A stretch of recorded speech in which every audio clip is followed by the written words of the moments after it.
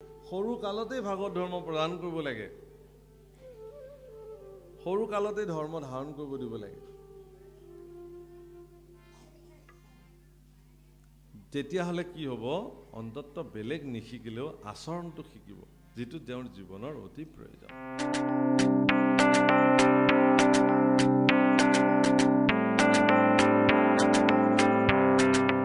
হেৰা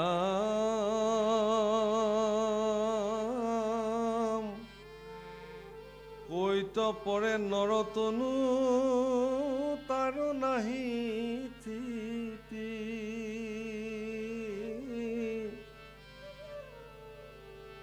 অদ্যাপি নুপুজে যম যাতনাৰ ভীতি।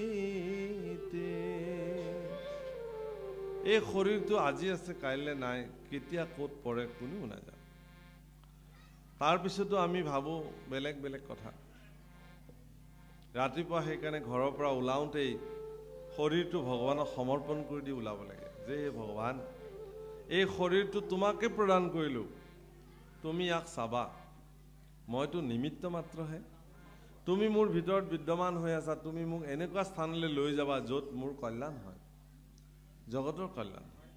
তুমি অকল্যাণীয় স্থানলৈ মোক নিদিবা ভগৱান, কাৰণ আপুনি অকল্যাণীয় স্থানলৈ গ'লে অকল আপোনাৰে অপকাৰ নহয়, আপোনাৰ সেই অপকাৰৰ মাধ্যমেৰে আৰু অইন 10 জনৰ অপকাৰ সাধন হ'ব পাৰে।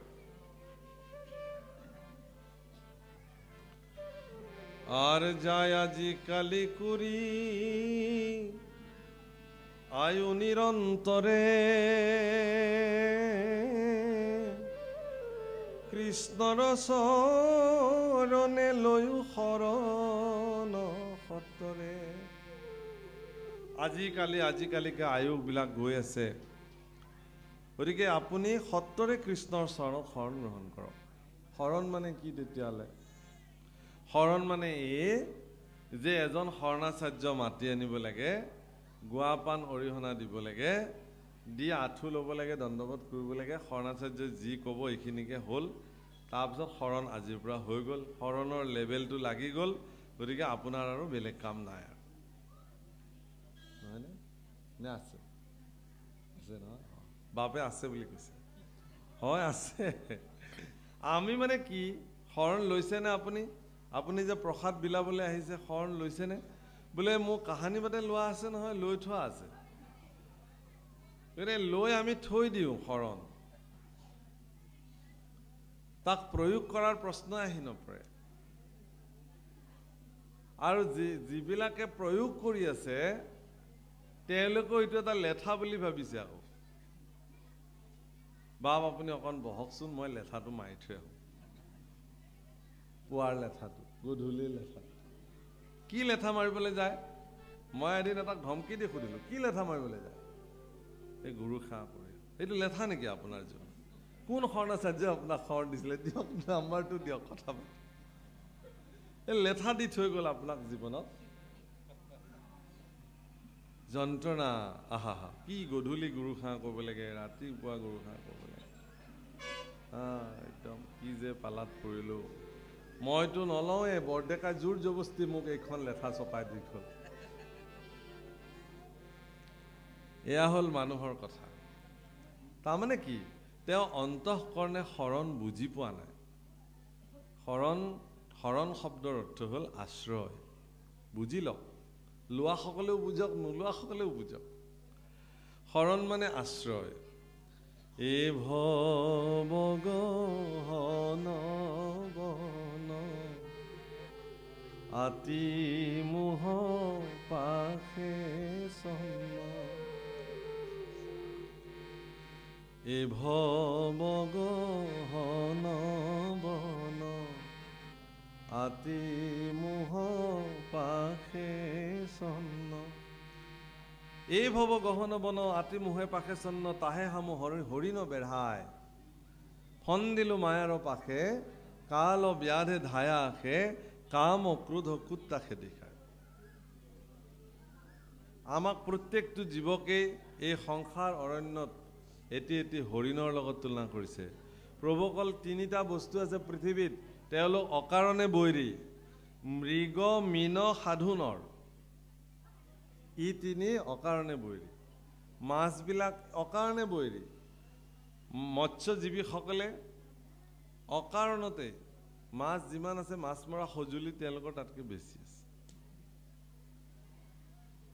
সকলোৱে যিসকলে মৎস্য স্বীকাৰ কৰে তেওঁলোকৰ কথা কৈছোঁ মই এইটো আৰু কোনো বিশেষ জাতিৰ বুলি কথা নাই চবেই আজিকালি স্বীকাৰ কৰে খোৱাসকলে গতিকে তেওঁলোকে যিমান কুট কৌশল কৰি পানীত ইমান সহজ সৰলভাৱে চৰি ফুৰা জীৱকেইটাক ধৰি বান্ধি লৈ আহে আনি খায় খুব আনন্দ পায় আৰু হৰিণাটোকো মাৰিবৰ কাৰণে ব্যাধে ইফালে জাল পাতিছে ইফালৰ পৰা কুকুৰ লগাই দিছে খেদিবলৈ ইফালে ব্যাধে কাল সৰ্পলৈ ৰখি আছে ইফালে বাঘ ইফালে সিংহ কোনফালে যাব এতিয়া আৰু তেনেকুৱা অৱস্থা সজ্জনসকলৰ সজ্জন পুৰুষসকলৰ সজ্জনসকলে এনেই নিন্দিত হৈ থাকে চান্স পালে সজ্জনে তেওঁলোকক নিন্দা কৰে চান্স পালে সজ্জনে তেওঁলোকক নিন্দা কৰে মানে সজ্জনসকলক মানুহে নিন্দা কৰে এজন যদি ভকত হ'ল তেওঁৰ যদি কিবা কথাত মূৰটো আচন্দ্ৰাই কৰিলে বা গাটো তেওঁৰ বেয়া লাগিছে তেওঁ যদি ঢলং ঢপংকে আহি আছে ৰাস্তাৰে গাটো বেয়া লাগি তেওঁক সেই সময়ত সৌজন্যতাৰে আগবাঢ়ি কোনো মানুহ নাযায় যে আপোনাৰ কি হৈছে আপোনাকতো এনেকৈ কোনোদিনে দূৰৰ পৰাই ক'ব আজি দেখোন ভকতেও সেইপালি ধৰি অহা এনে পাওঁ মুঠতে এটা নিন্দা কৰিবলৈ এটি অজুহাত লাগে এই ভৱ গহন বন আতি মোহে পাশে চন্ন তাহে হামু হৰিণ বেঢ়ায় আমি হৰিণৰ নিচিনা আছো প্ৰভুসকল আইসকল লোভ মোহ কাম ক্ৰোধ মদ মাৎসৰ্য চৌপাশে আমাক বেৰি বেৰি আমাক নিধন কৰিবৰ কাৰণে চৌপাশে বেৰি ফুৰিছে এনেকুৱা অৱস্থাত আপুনি কি কৰিব অন্য জীৱবিলাকে অন্য মানে বিশেষকৈ শ্ৰেষ্ঠ দেৱতাসকলে ইয়াৰ পৰা নিষ্কৃতি পাবৰ কাৰণে এটি নিৰাপদ স্থান তেওঁলোকে বাছি উলিয়াইছে আৰু সেই নিৰাপত্তাজনিত স্থান বেলেগ নহয় ভগৱন্ত পুৰুষৰ দুখানি অভয় চৰণত আপুনি গৈ আশ্ৰয় লওক তেতিয়াহ'লে এই ভয়ৰ পৰা আপুনি মুক্ত হয় অৰ্থাৎ যিদিনা অন্তঃকৰণে আপুনি অভয় চৰণত ভগৱানৰ অভয় চৰণত গৈ নিজক সমৰ্পণ কৰিব সেই অৱস্থাটোকে শৰণ বোলে এজন শৰণাচাৰ্য নিমিত্ত মাত্ৰ আনুষ্ঠানিকতাখিনি সম্পাদিত কৰি দিয়ে বাকীখিনি আপোনাৰ কাম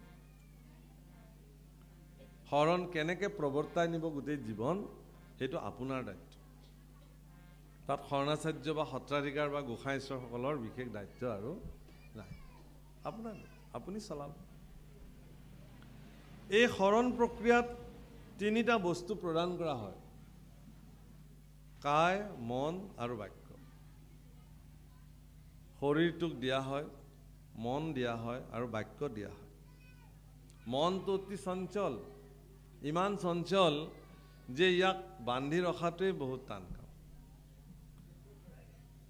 এজন ৰজাই তেওঁৰ ৰাজসভাত পৰৱৰ্তী কাক ৰজা দিব তেওঁৰ অপুত্ৰক আছিল কাৰণে তেওঁ এটা সিদ্ধান্ত লৈ কি ল'লে এটা ছাগলী বজাৰৰ পৰা কিনি আনিলে আৰু ঘোষণা কৰিলে যে এই ছাগলীটোক যোনে পেট ভৰাব পাৰিব তেওঁকে মই অৰ্ধৰাজ্য দিম এই ছাগলী এটা পেট ভৰাবলৈনো কি আছে চবে লৈ যায় দিনটো ছাগলীটো ধুনীয়াকৈ ঘাঁহ খুৱায় আৰু গধূলি যেতিয়া ৰজাৰ ওচৰলৈকে লৈ আহে ৰজাই দলফলীয়া ঘাঁহ একোচা থৈ দিয়ে আৰু ছাগলীটোক খাবলৈ দিয়ে ছাগলীটো লপকৈ খাই দিয়ে ক'ত পেট ভৰাই নাই পেট ভৰিলেনো আকৌ মোৰ হাতৰ পৰা খাই নাই আপোনাৰ পেট ভৰি যোৱাৰ পিছত আপুনি খাবনে আপুনি পেট ভৰাৰ পিছত আপুনি খাবনে আপুনিতো নাখায় তে এনেকৈ চবেই আহে ফেইলৰ হয় এদিন এজন মানুহে কি কৰিলে ছাগলীজনী লৈ আহিলে আৰু যিমানখিনি খাব লাগে সেইখিনি খুৱাই বাকীখিনি সময় এডাল ৰছীৰে এটা খুঁটাত বান্ধি তেনেকুৱা লহপহীয়া এপচা দুবৰিব লৈছে এহাতে আৰু এহাতে এডাল চেকনি বাৰী লৈছে লৈ ছাগলীজনী খাবলৈ দিয়ে আৰু খাবলৈ আহিলে একদম কাণে মূৰে পৰাকৈ এটা এচাত লগাই দিয়ে। এটা সময়ত 2 কোবমান 3 কোবমান খোৱাৰ পিছত ছাগলী ভয় খালে, সি আৰু এতিয়া ঘাঁহ কচা নোখোৱা হ'ল। এতিয়া ৰজাৰ ওচৰলৈ লৈ আহিছে। ৰজাৰ ওচৰলৈ আনি ৰজাক কৈছে যে মহাৰাজ, চেকনিডাল কিন্তু হাতত লৈ আহিছে, যে চাওক আজি আপোনাৰ ছাগলী পেট ভৰিছে নে নাই। তে ৰজাই মৰমেৰে ঘাঁহ কচা আনি দিলে। ছাগলীয়ে বাৰে বাৰে এচাৰিডাললৈ চায়, ঘাঁহ কচা নাখায়। ইমান মৰমেৰে মুখত লগাই লগাই দিলে, মৰম কৰি দিলে, কিবা কৰি দিলে, নাই। দেখিছে মহাৰাজ, এইবুলি এচাৰিডাল একদম চকুৰ আগত নি দিয়ে। চক চক খুৱাই দিয়ক, নাখাই দিয়ক, পেট একদম ভৰি উফৰি আছে। অন্য দিনতকৈ কিন্তু কমহে খাইছে। তে ৰজাই তেওঁক সুধিছিল যে তুমি কেনেকৈ পেট ভৰালা ছাগলী, সকলো সভাসদক ক'ব লাগে। তেওঁ কৈছে যে মই এগৰাকী আধ্যাত্মিক জগতৰ মানুহ, মই জানো যে আমাৰ মনটো এই ছাগলীৰ নিচিনা, মানুহৰ মনো এই ছাগলীটোৰ নিচিনা। যিমান হয় সিমানেই নোজোৰে, ইমান চঞ্চল যে ইয়াক যিমান দিয়ে সিমানেই নুকুলায়, হয় মানে নাতে। গতিকে এই চঞ্চল মনক নিয়ন্ত্ৰিত কৰাৰ একমাত্ৰ উপায় হ'ল হৰিনামৰ এচাৰি লগাব লাগিব। আৰু নামৰ এচাৰিৰে তেওঁক ভগৱানৰ ওচৰত সমৰ্পিত কৰাব লাগিব, আৰু তেতিয়া মন নিয়ন্ত্ৰিত হৈ যাব। গতিকে সেইকাৰণে কৈছে যে মনৰ নিয়ন্ত্ৰণ, শৰীৰৰ নিয়ন্ত্ৰণ, বাক্যৰ নিয়ন্ত্ৰণ, এই তিনিওটা নিয়ন্ত্ৰণ ভগৱানৰ হাতত এৰি দিব লাগে। অৰ্জুনৰ ৰথখনৰ 4টা ঘোঁৰা আছিল। 4টা উদাত্ত ঘোঁৰাই ৰথখন টানিছিলে আৰু তাত অৰ্জুন বহিছিলে আৰু ভগৱান কৃষ্ণ সাৰথি। অৰ্জুনে 4টা ঘোঁৰাৰ ৰথৰ 4টা ঘোঁৰাৰ নাকি লগাই এডাল বাগজৰি কৰি ভগৱানৰ ওচৰত সমৰ্পণ কৰিছিল যে হে প্ৰভু, আজিৰ পৰা তুমি যেনেকৈ চলাবা তেনেকৈ চলিব। তাৰমানে এই শৰীৰৰূপী ৰথখনৰ মন, বুদ্ধি, চিত্ত, অহংকাৰ, এই 4টা ঘোঁৰা, মনৰ 4টা ৰূপ, ইয়ে ঘোঁৰা, এই ৰথখন টানি লৈ ফুৰাই যেনি তেনি। কিন্তু আপুনি যদি এই ৰথখনৰ ঘোঁৰাকেইটাক নাকি লগাব পাৰিছে আৰু ভগৱানক ইয়াক নিয়ন্ত্ৰণৰ কাৰণে যদি দিব পাৰিছে, তেতিয়াহ'লে আপোনাৰ যুদ্ধ বিজয় নিশ্চিত। অৰ্থাৎ সংসাৰ যুদ্ধখনত আপোনাৰ বিজয় নিশ্চিত, এই কথাকে কৈছে। গতিকে আপুনি সকলো কথা বাদ দি আপুনি ঈশ্বৰৰ চৰণত সত্তৰে শৰণ লওক। ইয়াত উপদেশত এইবুলি কৈছে, আৰাচন্ত ঈশ্বৰ কৃষ্ণ হৃদয় কমলে, অ নজানে পামৰ সবে বিষয় বিকলে। আপোনাৰ হৃদয়তে ভগৱান বিদ্যমান হৈ আছে, আমি বেলেগত বিচাৰি পৰিছোঁ। ভগৱানক বিচাৰি যে ক'লে নাযাওঁ, যোনে য'তে কয় ততেই যাওঁ। এই আমুকত শৰাই দি থৈ আহাগে, আমুকত চাকি জ্বলাই থৈ আহাগে, ক'লে ক'লে নাযাওঁ। কিন্তু ঈশ্বৰ ক'ত বহি আছে? নিজৰ হৃদয়তে বহি আছে, আৰু আমি বিচাৰি গোটেইখন চলাথ কৰি ফুৰিছোঁ। ও পৰম সুহৃদ নিজ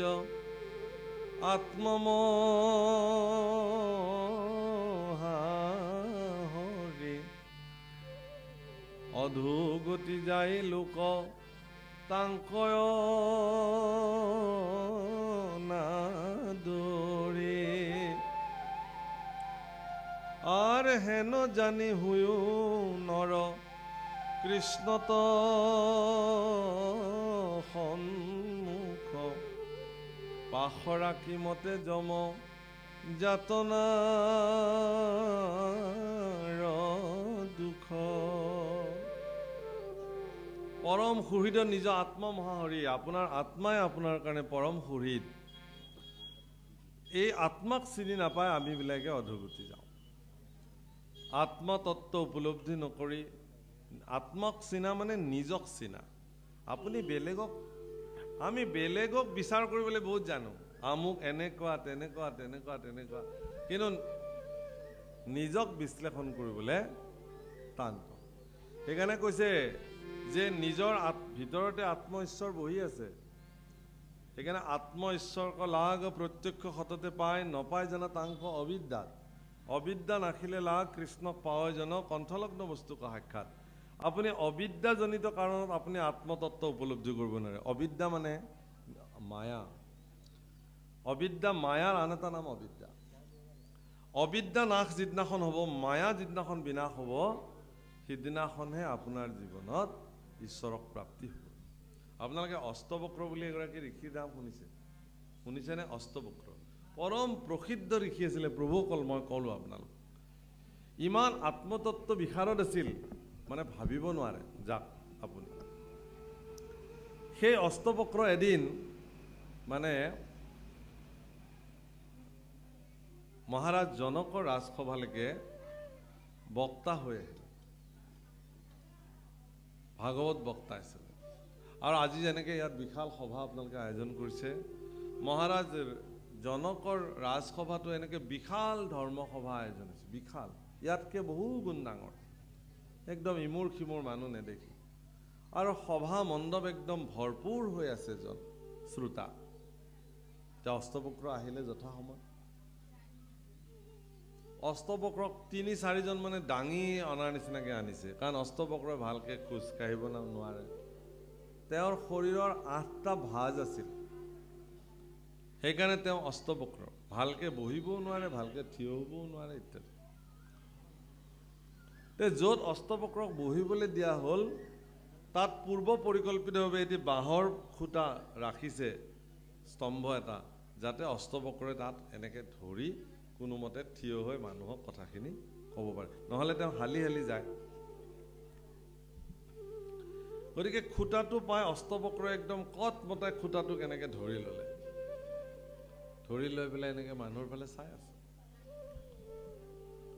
আৰু যথাসময়ত ৰাজৰ্ষি জনকে অষ্টবক্ৰক ভগৱন্তৰ কথা ক'বৰ কাৰণে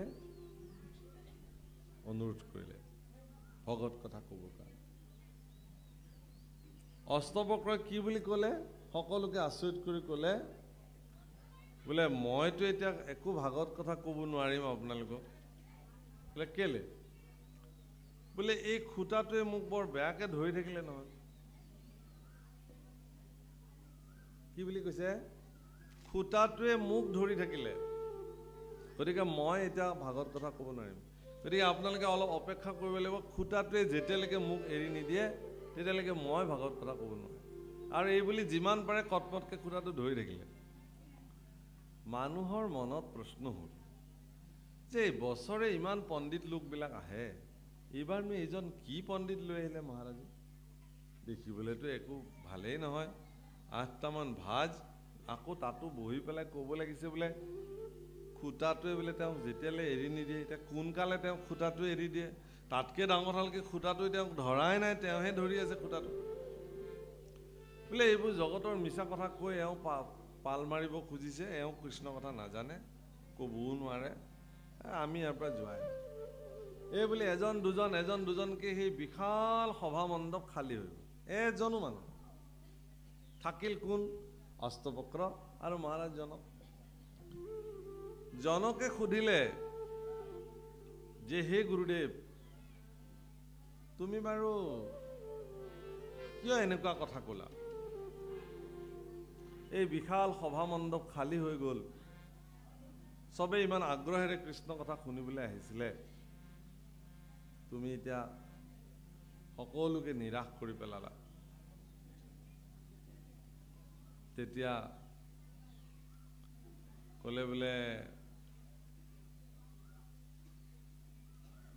হে মহাৰাজ, তুমি কিয় বহি আছা এতিয়ালৈকে?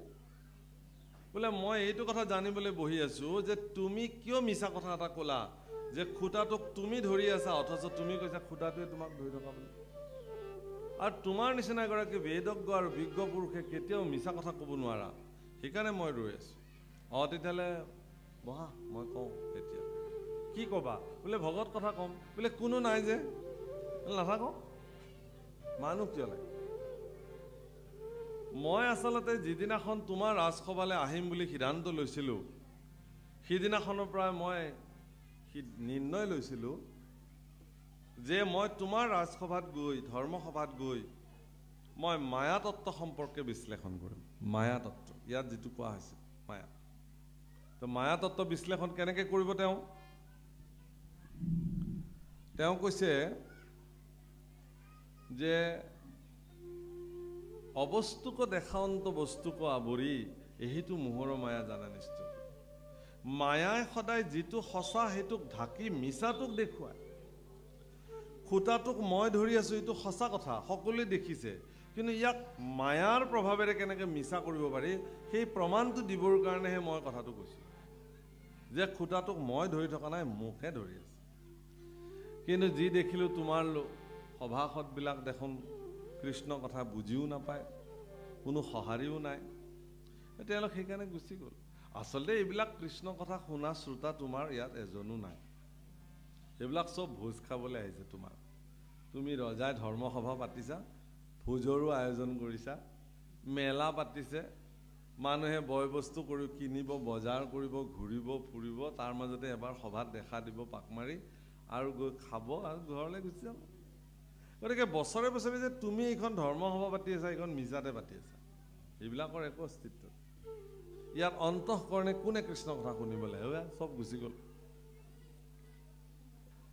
হে প্ৰভুসকল, অষ্টবক্ৰৰ দৰে পৰম পণ্ডিতে মায়াৰ তত্ত্বক তেনেধৰণে উপস্থাপন কৰিছে যে ই সদায় মানুহক অবস্তু যিটো হয় সেইটোক নহয় বুলি দেখুৱাই আছে, নহয়টোক হয় বুলি দেখুৱাই আছে। এই শৰীৰটো মিছা, কিন্তু আমি ইয়াকে সঁচা বুলি মানো। মাটি বাৰী ঘৰ সম্পত্তি এইবিলাক চব মিছা, ইয়াকে আমি সঁচা বুলি ভাবোঁ। পৰমাত্মা আত্মতত্ত্ব জগতত পৰম সত্য বস্তু বিদ্যমান হৈছে, তাক বা কোনোদিনে দেখাই নাই, আমি অনুভৱো কৰা নাই, সঁচা বুলি মনাও নাই। সেইকাৰণে ইয়াতে কৈছে, হেন জানি হৈও নৰ কৃষ্ণত সন্মুখ, পাখৰা কিমতে যম যাতনাৰ দুখ। যমৰ যাতনা দুখ পাহৰিব নালাগে। ইয়াক প্ৰত্যক্ষভাৱে আপোনালোকে জানক, চিনক। বাপসকল, আইসকল, আপোনালোকে আমাক আমন্ত্ৰণ কৰি আনিলে ইমান দূৰৰ পৰা, আৰু আমিও আহিলোঁ। 2 নং ৰাজবাৰীৰ সমূহ বাপ বান্ধৱ আই মাতৃ সমস্তকে কৃতজ্ঞতাৰ সেৱা নিবেদন কৰিলোঁ। ভগৱানে আপোনালোকক সৰ্বতো প্ৰকাৰ মংগল সাধন কৰি ৰাখক, কল্যাণ কৰি ৰাখক। কৃষ্ণ কথাৰে আপোনালোক আপ্লুত হৈ থাকক। এই অঞ্চলৰ সমূহ পৰিয়ালতে শান্তি বিদ্যমান হওক, এইখিনি বাঞ্ছা কৰিলোঁ। আৰু আমি আমাৰ বাণীক বিৰাম দিব খুজিছোঁ। আৰু আমি এই অনুষ্ঠান সামৰি আমি তৎক্ষণাত ডিব্ৰুগড়লৈ আমি ৰাওনা হ'ব লাগিব, কাৰণ তাত ইতিমধ্যে আমাৰ অনুষ্ঠান আৰম্ভ হৈ গৈছে। 3-4 দিন ৰাইজৰ বৰসভা আছে। আমি সেই গাঁৱৰ মানে হেৰি হিচাপে মাতিছে আমাক, গতিকে আমি তালৈ যাব লাগিব। সেইকাৰণে যথাসময়ত মই আগদিনাই আহি ইয়াত উপস্থিত হৈ থাকিলোঁ আপোনালোকৰ দৰ্শন কৰাৰ হেঁপাহেৰে। গতিকে আমাৰ বাক্য বচনে যদি ক'ৰবাত কিবা দোষাদোষ হৈছে, সৰ্বদোষাদোষ মৰিখন নকৰিব। আপোনাক সবে সজ্জন হিচাপে মানে বোলে সেই দেউতাক এটাই বোলে পুতেক এটাক কোলাত বহুৱাই লৈ অন্ন খুৱাই আছিলে, তাৰ মাজতে পুতেকেও এমুঠি অন্ন লৈ দেউতাকক খুৱাই দিলে। দেউতাক ইমান আনন্দিত হ'ল, ইমান আনন্দিত হ'ল, ভাষা নাই। পত্নীক ক'লে, হে ৰাচোৱাচোন, সি মোক খোৱালে জানানে। চকু পানী ওলাই গ'ল। আৰু পুতেকে খোৱালে, প্ৰথমবাৰৰ কাৰণে পুত্ৰৰ হাতে এমুঠি অন্ন ল'লে। পত্নীয়ে কৈছে, সেইবোৰতো আপোনাৰে উপাৰ্জিত অন্ন, এই হওক হওক, তথাপি যে তেওঁ খুৱাইছে, আনন্দিত। এতিয়া এইবোৰ কথা আপোনালোকে জানে, ভাগৱত শাস্ত্ৰ আপোনালোকে বুজে, শুনে, জানে। আমিও আপোনালোকক পুত্ৰবধ, আপোনালোকৰে সম্পত্তি আপোনালোককে প্ৰদান কৰিলোঁ। পুত্ৰবধ জানি আপোনাক সবে যেন সন্তোষিত হয়, এইখিনি কথা নিবেদন কৰিলোঁ আৰু অনুষ্ঠানৰ বিৰাম দিলোঁ। আৰু কলিৰ পাতেকে আছে চতুৰ্ভীতি বেহি, ডাকি ৰাম বোলা যাওক যাওক বেৰি